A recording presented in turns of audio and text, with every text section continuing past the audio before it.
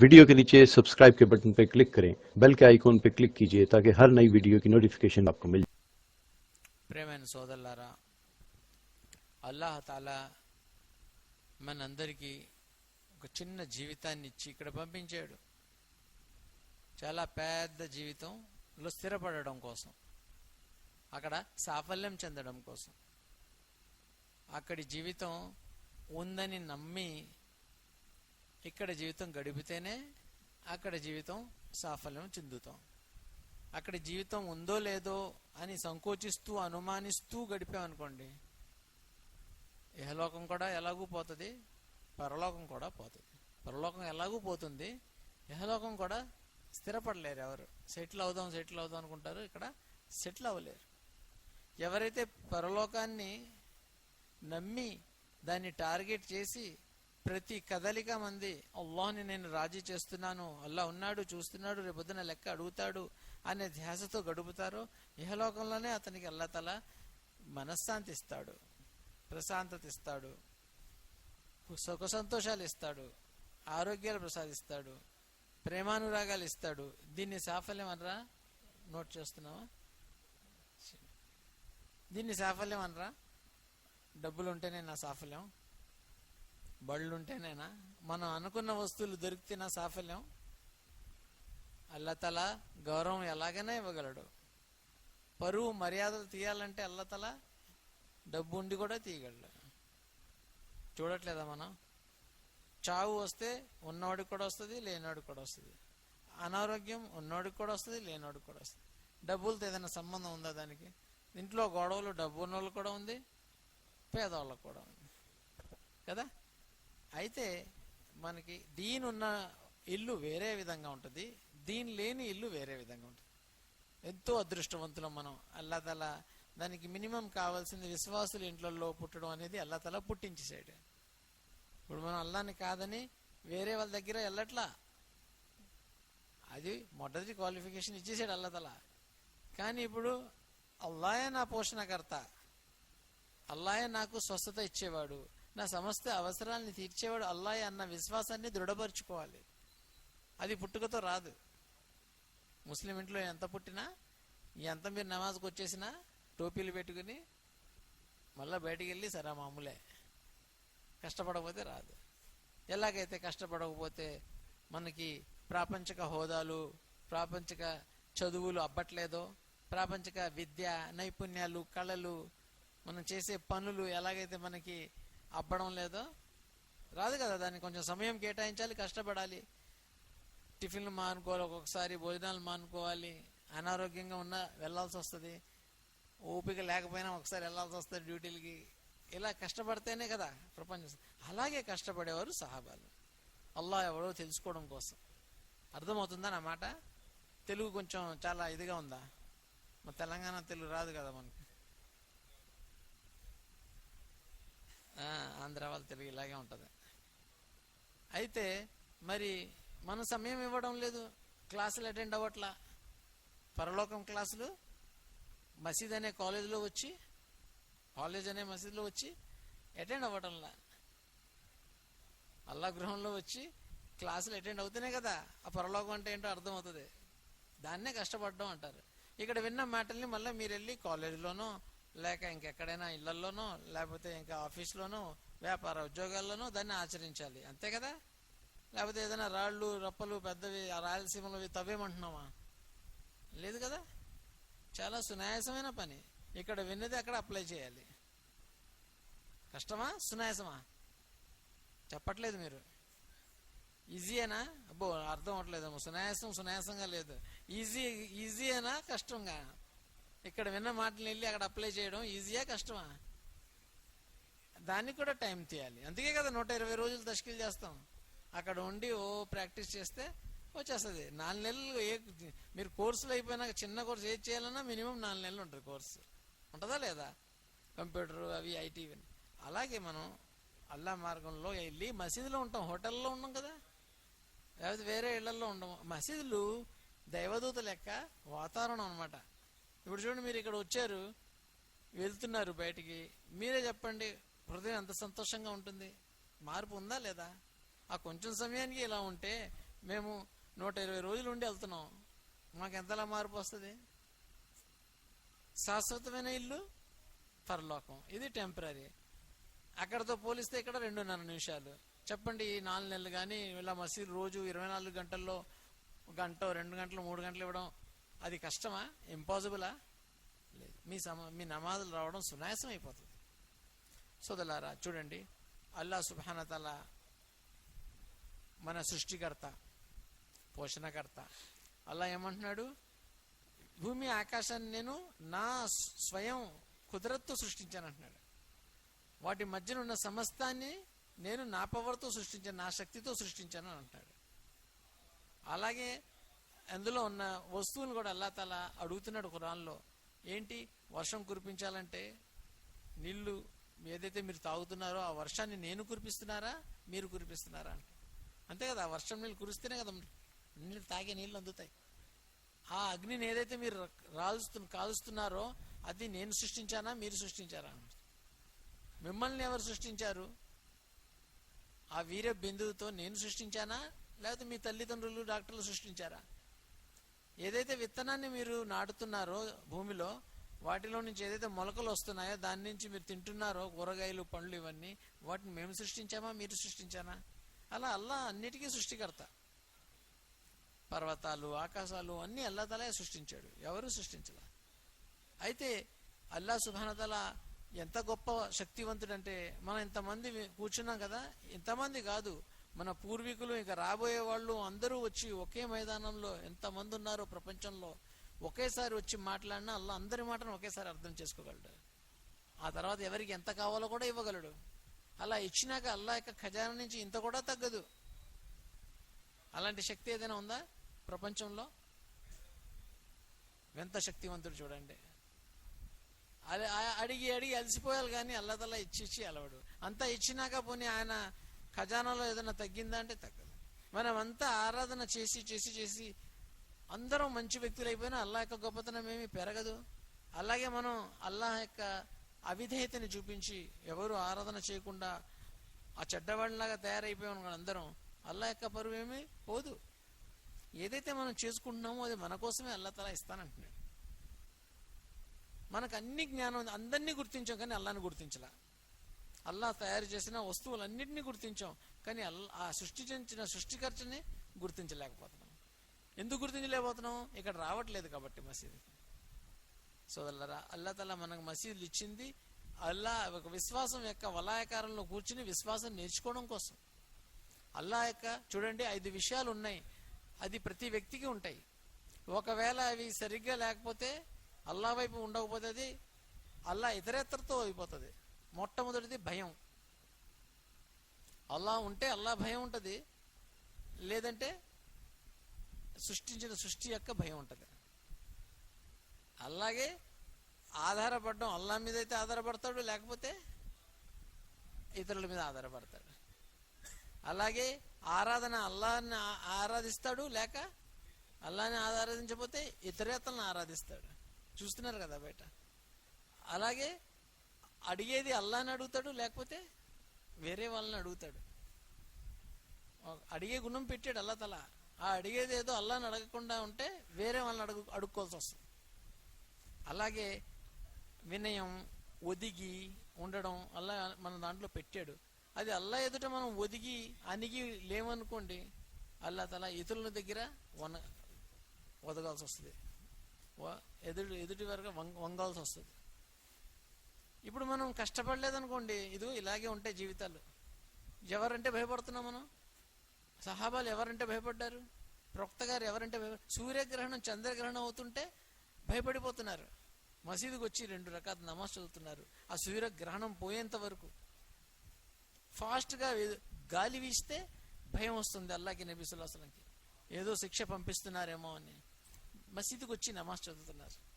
అబూబకర్ సిద్దిక్ రలియల్లాహు గారు ఏదో తీసుకొచ్చాడు బానిస, అది అడగకుండా బాగా ఆకలేస్తుందని ఒక ముద్ద తినేశారు. తినేసినాక అడిగారు, ఎక్కడి నుంచి తీసుకొచ్చావయ్యా అని.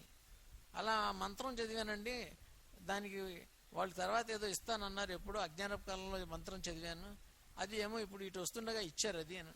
అది హలాల్ కాదు, హరాం అన్నమాట. ఆ ముద్ద అనేసరికి దాన్ని తీయడానికి ఎంతో కష్టపడ్డారు, నీళ్లు త్రాగి తీశారు. ఎందుకు? అల్లా భయం. ఆ ముద్ద లోపలికి వెళ్ళి అదంత హరాం, దాంతో కండ పెరగకూడదు అని. నా కండ హరాం యొక్క ముద్దతో పెరగకూడదు, రక్తంలో హరాం వెళ్ళకూడదు అని చెప్పేసి. ఎందుకు? భయం ఎవరిది ఇక్కడ? అల్లాది ఉంది. ఇది లేకపోవడం వల్లే కదా ఈరోజు ఈ భయాలన్నీ ఏమీ లేవు. ఎటువైపు పరిగెడుతున్నాం, ఏదైనా డిపార్ట్మెంట్ల వైపు చుట్టూ తిరుగుతున్నాం. హలాల్ హరాం యొక్క తమీజ్ లేదు. ఎందుకు? భయం అనేది అల్లాది కాకుండా అల్లా ఇతరేతది వచ్చింది. మసీదులో వచ్చి కూర్చుంటేనే అల్లా యొక్క భయం వస్తుంది. అలాగే అల్లా మీద ఆధారపడే వాళ్ళు ఎంతలా ఆధారపడేవారు అంటే, ఎంతలా ఆధారపడారంటే ఇతరులు ఎవరి మీద ఆధారపడేవారు కాదు. మిగ్దాద్ రజల్లాహు గారు కూర్చుని ఉన్నారు మసీదులో. ఆయన అసలు ఇంట్లో ఏం లేకపోయినా మసీదు పని చేస్తున్నారు. మనకు అన్నీ ఉన్నా మసీదు రావట్లేదు, మనం మసీదు పని చేయట్లా, మసీద్ వారి జమాత్లో కూర్చోవడంలా. తీరా ఆయనకి ఆకలి ఎంతగా వేసిన, ఇంట్లో ఏమీ లేవు, అసలు ఖర్జూరం తింటున్నారు, లేకపోతే అది కూడా లేదు. నీళ్లు త్రాగి జీవితం గడుపుతున్నారు. తహరత్కి వెళ్ళారు అంతే. ఒక చిట్టేలుగా వచ్చి ఎన్నో నాణ్యాలు తీసుకొచ్చి అక్కడ పెట్టింది. ఆయన దాన్ని తీసి సంచిలో వేసుకుని ప్రవక్త గారి దగ్గర తీసుకెళ్లి చూపించారు. ఏంటిది, ఇలా ఇది నేను వాడొచ్చా, హలాలేనా అని. నీకు అల్లా ఇచ్చాడు ఇది వృత్తిని, నువ్వు భయపడి అల్లాతో ఎటు హరాం సంపాదనకు వెళ్ళలేదు కదా, అల్లా పనే చేస్తున్నావు కదా, అల్లా గైబ్తో ఇచ్చాడు నీకు ఇది అని చెప్పేసి వాడుకోని అన్నారు. ఆ తర్వాత ఆయనకి ఎప్పుడు పేదరికం రాలా. వాళ్ళు అల్లా మీద అంతలా ఆధారపడేవారు అనమాట. అల్లా కూడా అలాగే వాళ్ళ పనులు పూర్తి చేసేవాడు. ఈరోజు మనకు కూడా అల్లా తఆలా అలాగే పనులు పూర్తి చేస్తాడు, మనం అల్లా మీద ఆధారపడితే. ప్రతి ఒక్కరు చూడండి, దేనో దాని మీద ఆధారపడుతుంటారు. మీరు చూడండి అవిశ్వాసులు, అది అర్థం ఉండదు, ఏమీ ఉండదు. మనం దేని మీద ఆధారపడుతున్నాం? మనం ఎవరిని నమ్ముకున్నాం? ఒకవేళ అల్లాని నమ్ముకుంటే మరి మసీద్ వైపు ఎందుకు రావట్లే 5 పూట్ల నమాజ్? ఎందుకంటే అల్లా మీద భరోసా ఉన్నాడు, అల్లాని ఆరాధిస్తాడు, లేదంటే ఇతరులను ఆరాధిస్తాడు. మనం ఎవరిని వేరే వాళ్ళని ఆరాధించడం లేదు కదా అనుకుంటున్నాం. మనం వ్యాపారమే నన్ను పోషిస్తుంది అనుకోవడం, వ్యాపారాన్ని ఆరాధించడం. ఉద్యోగమే నాకు పోషిస్తుంది అనడం, ఉద్యోగాన్ని ఆరాధించడం. నేను లేకపోతే ఇల్లు గడవదు అని చెప్పడం, నేనే అల్లా అనుకోవడం. 360 వేరే ఉండేవి అప్పుడు మక్కాలో, కాబతుల్లాలో. ఈరోజు మనకి ఆకారాలు ఉన్నాయి. ఏంటి? భార్య అనేది, పిల్లలు అనేది, దుకాణం అనేది, ఎన్నో ఉన్నాయి ఆకారాలు. వాటిని నమ్ముకుని వాటి కోసమే నమాజ్ వదులుకుంటాం. వాటిని ఆరాధించినట్టే, వాటి నమాజ్ చేసినట్టే. కాబట్టి అల్లా మీద నమ్మకం మనకు రావాలి. తప్పనిసరిగా అల్లాని ఆరాధించే వాళ్ళం అవుతాం. అలాగే అల్లానే అడిగే వాళ్ళం అవుతాం. ఎవరి దగ్గర యాచించాం. ఈరోజు చూడండి, డబ్బులు లేకపోతే అందరినీ అడుగుతున్నాం, కానీ 2 రకాల నమాజ్ చదివి అల్లాని అడగడానికి మనకి తీరగలేదు, నమ్మకం లేదు. అంతకంటే సహాబాలు 2 రకాల నమాజ్ చదివి వాళ్ళు ఎన్నో పనులు చేయించుకునేవారు అల్లా తఆలాతో. ఆ పనులు కూడా ఏంటి, దీని పని చేయడం కోసం కావలసిన వసతులను అడిగేవారు, అంతేగాని వాళ్ళు ఏమి గొంతమ్మ కోరికలు ఏమి కోరేవారు కాదు. సవారీ వెళ్తున్నారు, చనిపోయింది, ఇప్పుడు కావాలల్లా, తర్వాత నువ్వు ఎలాగూ లేపుతావు ప్రళయం రోజు, ఇప్పుడు నాకు కావాలి, నీ మార్గంలో నేను నడుస్తున్నాను అంటే అది లేచి కూర్చుంది విదిలించుకుని. తినడానికి ఏమీ లేదు, తిరుగుతుంది, అందులో నుంచి మొత్తం పిండి వస్తుంది. వీళ్ళకి ఏంటంటే నడుస్తూ దీని పని చేస్తూ మనం ఎందుకు చేయట్లేదా దీని పని? ఏవో మనకు అవసరాలు ఉన్నాయని. వాళ్ళకు కూడా అవసరాలు ఉండేవి, అయినా మొండిపడి అలాగే చేసేవారు. వాళ్ళు చేస్తుంటే వాళ్ళకి కావాల్సినవన్నీ అల్లా సదుపాయాలు చేసేవాడు. అది తర్వాత వస్తుంది మద్దతు, ముందు కొన్ని కష్టాలు ఉంటాయి. అందుకని మనం దీని పనిలో రోజు మసీద్ వారి జమాత్లో మసీదులో కూర్చుని అందరినీ పిలిచేవాళ్ళం అవ్వాలి మనం.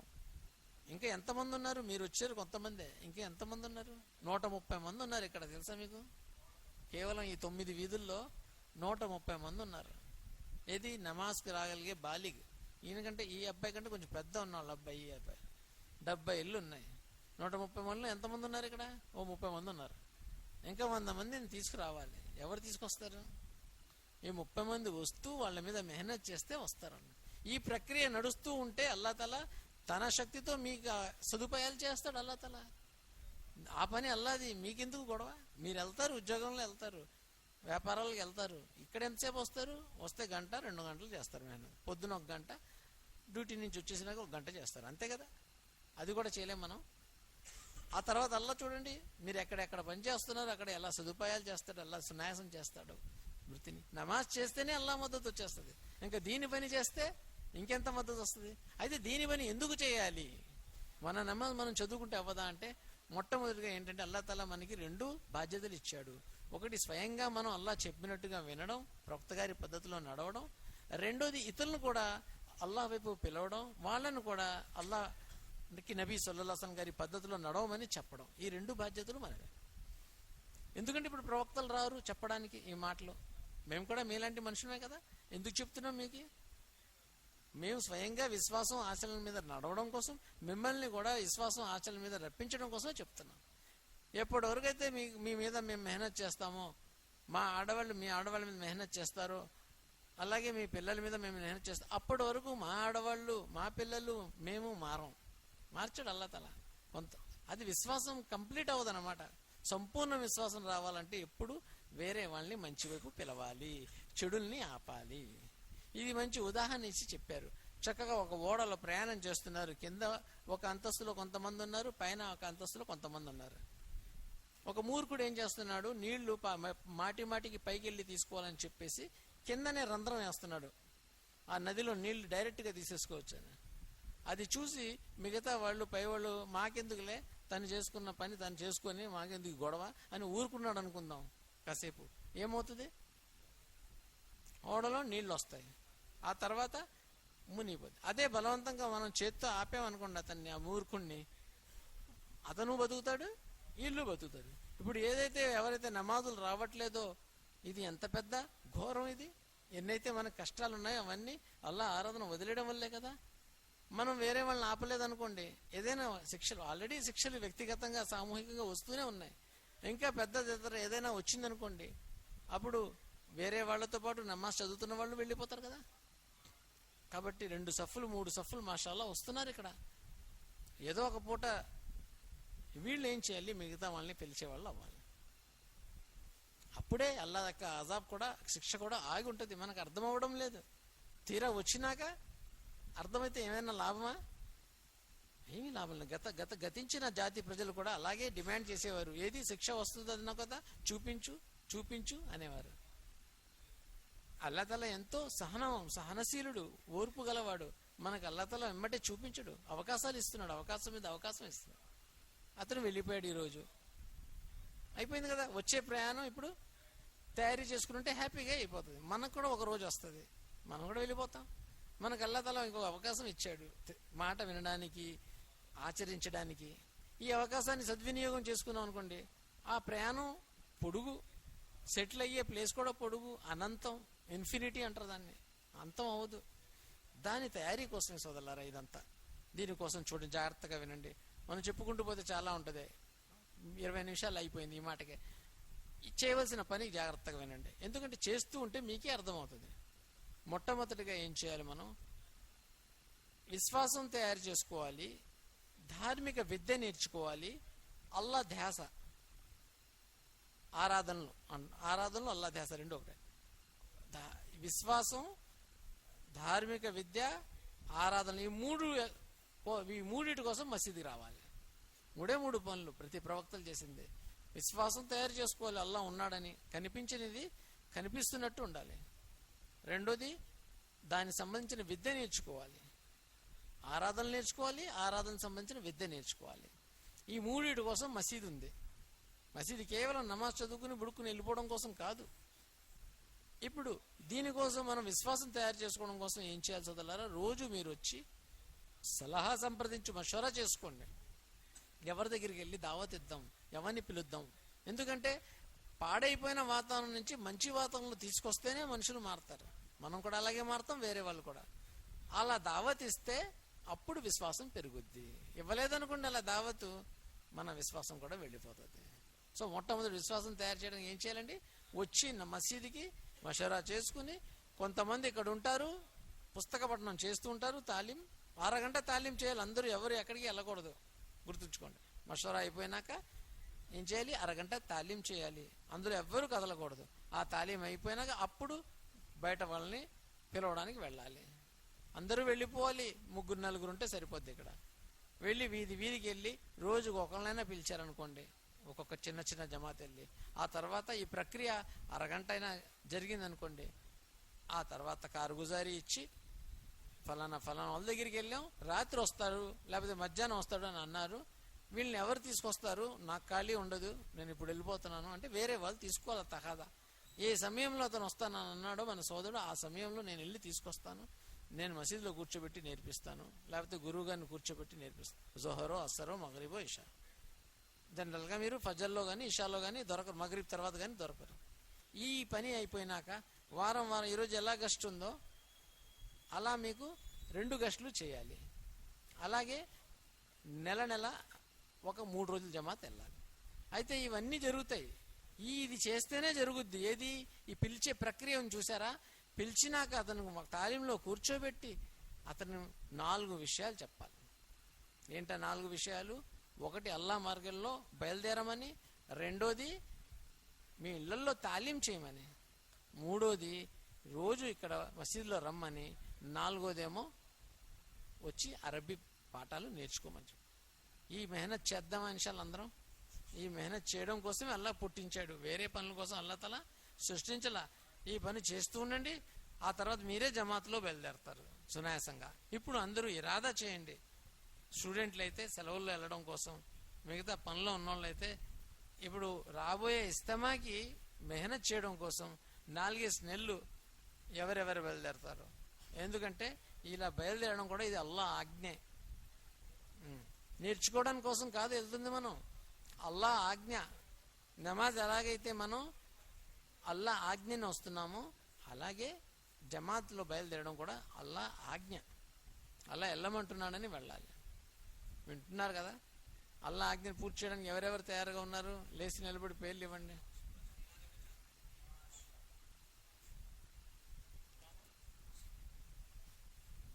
कब से भी बोल दलो हाँ हो गया. एक काम करो ना, मुफ्ती साहब को लेके, उसमें से एक साथी को लेके मुफ्ती साहब को बोल को जाओ.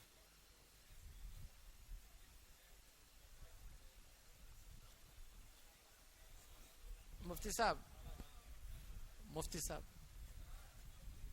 वो बिलाल मस्जिद देखने एक साथी को लेके जाओ. साथी आए हैं बिलाल मस्जिद देखने, एक साथी को लेके जाओ.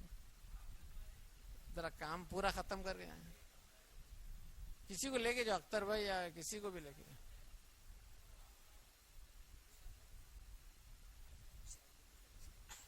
जाए दोनों को, दोनों ज्यादा है. कोई भी जैसे जी చెప్పండమ్మా. 4 బందే నవాజ్ గారు, దస్తగిరి,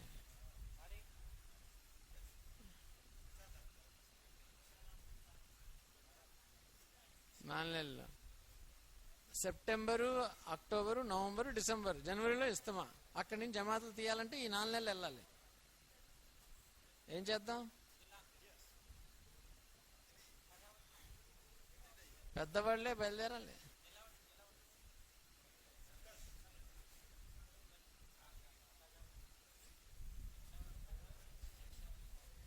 మొత్తం యూత్తోనే అల్లా పని తీసుకుంటాడు. మీ ఉద్యోగాల్లో జాయిన్ అవ్వక ముందు 4 నెలలు తగలాలమ్మా.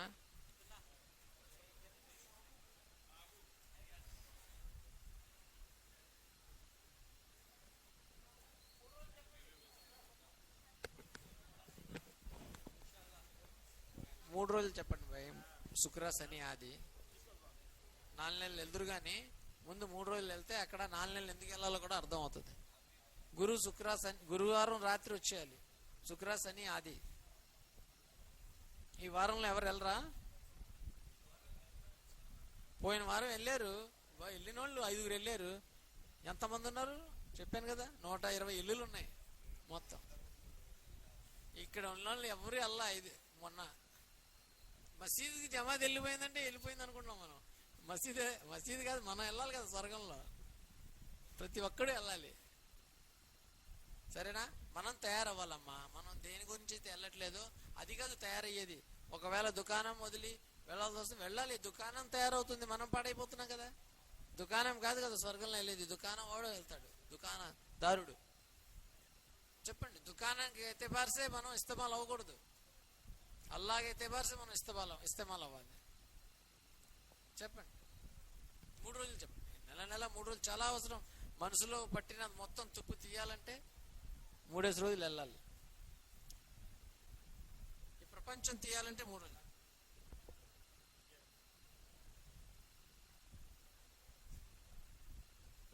ఇక టైం ఉంది కదా, ఈరోజు సోమవారమే, మంగళ బుధ గురు 3 రోజులు ఉంది టైం.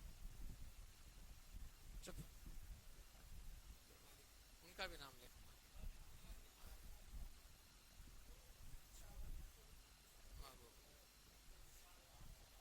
మీరు తీసేసారనుకోండి అందరూ 3 రోజులు, రానోళ్ళని 3 రోజులు తీసుకెళ్ళొచ్చు.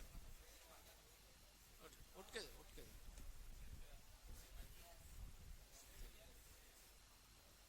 ఇది 3 రోజుల జమ చాలా ఇంపార్టెంట్. ఇప్పుడు మీరంతా కలిసి ఇన్షాల్లా మిగతా వాళ్ళు తష్కీల్ చేస్తారా? తష్కీల్ చేసిన వాళ్ళే బయలుదేరగలరు. గుర్తుంచుకోండి, వాళ్ళు వచ్చినా రాకపోయినా మీరు అందరినీ మాట్లాడండి. ప్రతి వీధి వాళ్ళు తమ వీధిలో 25 మంది ఉన్నారు. సరేనా? సరే, ఇప్పుడు ముగించేద్దాం. చిన్న మాట, ఆడవాళ్ళని కూడా తీసుకెళ్ళాలి. గుర్తుంచుకోండి, మీ తల్లులను కానీ, మ్యారేజ్ అయితే మీ భార్యలని తీసుకెళ్ళాలి. సరేనా? దానికి కవాయిఫ్ ఏముంటుందో పెద్దలను అడిగి, మరీ చిన్న పాలు తాగే పిల్లలైతే వద్దు, వేరే తల్లిని తీసుకెళ్ళండి. నాన్నమ్మని, అమ్మమ్మని, ఇలా వేరే ఆడవాళ్ళు ఉంటారు మెహరం, వాళ్ళని తీసుకెళ్తారు. కానీ ముఖ్యమైన విషయం, ఇప్పుడు ఇక్కడ ఉన్న వాళ్ళంతా ఇక్కడ వాళ్ళేనా, లేకపోతే ఆ ట్రాక్ అవతల వాళ్ళు ఎంతమంది ఉన్నారు చేయొద్దండి. ట్రాక్ అవతల, రైల్వే ట్రాక్ అవతల ఒక్కళ్ళే,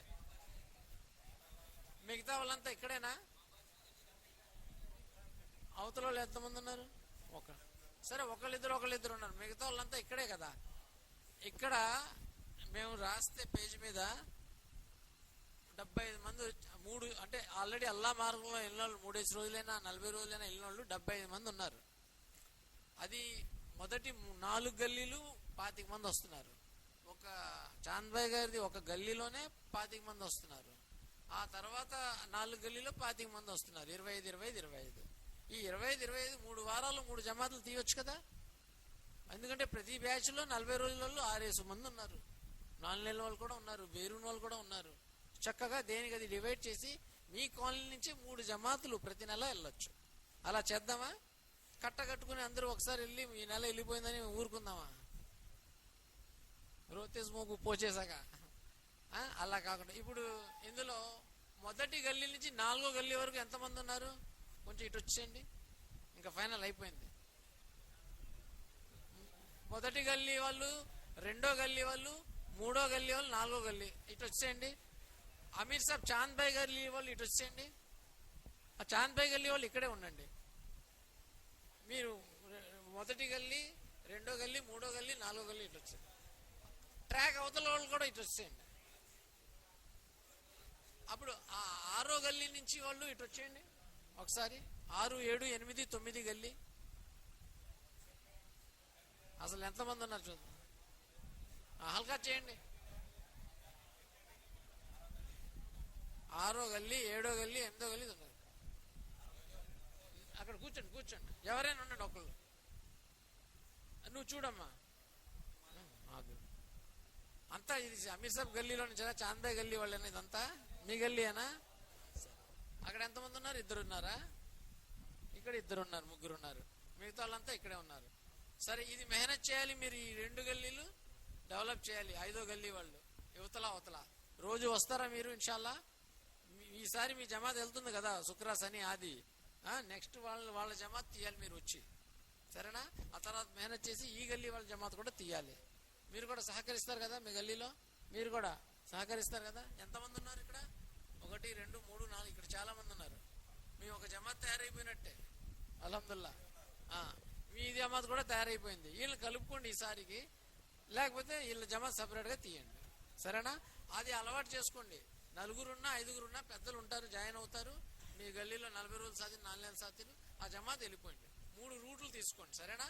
2 సార్లు వెళ్ళి అలా 3వ సారి మస్తూరాత్ జమాత్తో వెళ్ళాలి. అలా చేద్దాం ఇన్షాల్లా.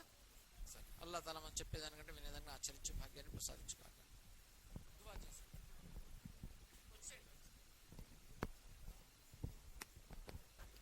అల్హమ్దులిల్లాహి రబ్బిల్ ఆలమీన్. అల్లాహుమ్మ సల్లి అలా ముహమ్మద్ వబారిక్ వసల్లం. యా రబ్బ లకల్ హమ్ద్ కమా యంబగి లిజలాలి వజ్హిక వజీమి సుల్తానిక్.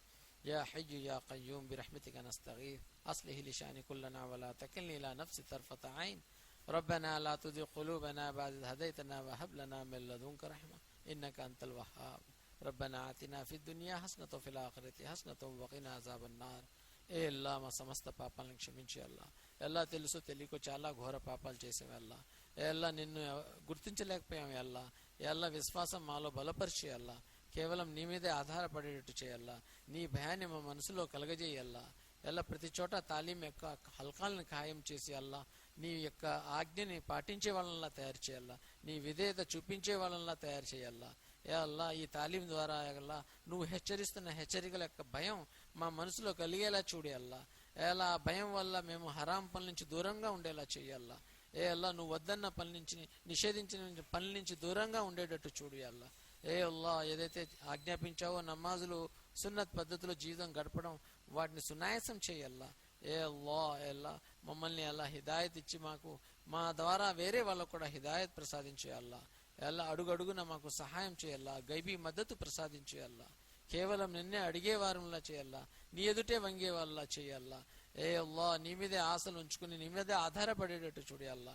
ఏలా మాకు ఎలా ఇతరేతలు మేము అప్పగించొద్దు అల్లా. ఏ అల్లా నువ్వు మా వాడి మమ్మల్ని నీ వాడిగా తయారు చేసుకోయల్లా. ఏ అల్లా మాలో ఇఖ్లాస్ పెంపొందించి అల్లా. ఏ పని చేసినా కేవలం నీ పని నీ గురించే చేసి అల్లా నీ మార్గంలోనే ఖర్చు పెట్టేటట్టు చూడాలా. ఏ అల్లా మా సంపాదనని సద్వినియోగం చేయల్లా. బరకత్ ప్రసాదించాలా. ఏ అల్లా శుభాలు ప్రసాదించేయల్లా. ఎవరైతే అల్లా ఈరోజు ఎలా వెళ్ళిపోయాడో అతని అబ్దుల్లా యొక్క ఎలా నువ్వు వాడిని శిక్ష నుంచి కాపాడు ఎలా సమాధి శిక్ష నుంచి అతన్ని క్షమించి అల్లా. ఇక్కడ ఎవరైతే జీవించి ఉన్నారో వాళ్ళని అల్లా చావుని తయారు చేసుకునే భాగ్యాన్ని అందరికీ ప్రసాదించాల. అందరి ఇళ్లలో తాలీం మొదలెట్టి అల్లా. ఇక్కడ ఆడవాళ్ళలో కూడా దీన్ని ప్రసాదించేయాలా. పిల్లల్లో కూడా దీన్ని వచ్చేటట్టు చూడాలా. ఈ నిర్ణయాలు త్వరగా చేయాలా. ఎలా మా అందరికీ నీ సహాయం ఎంతో అవసరం అల్లా. అగోచర సహాయం అడుగడుగున ప్రసాదించాలి. ఎలా ఏదైతే ఇరాదా చేశారో వీళ్ళందరినీ ఇరాదా మీద పూర్తి చేసుకునే భాగ్యాన్ని ప్రసాదించు. ఏదైతే అడిగామో వాటిని ప్రసాదించు. ఏదైతే అడగలేమో వాటిని ప్రసాదించాలి. ربنا تقبل منا إنك أنت السميع العليم وتب علينا إنك أنت التواب الرحيم صلى الله تعالى على خير خلق محمد وآله وأصحابه أجمعين برحمتك يا أرحم الراحمين الحمد لله رب العالمين سبحان الله وبحمده سبحانك اللهم وبحمدك أشهد أن لا إله إلا أنت أستغفرك. तमाम साथी दस्तरखान पर बैठे.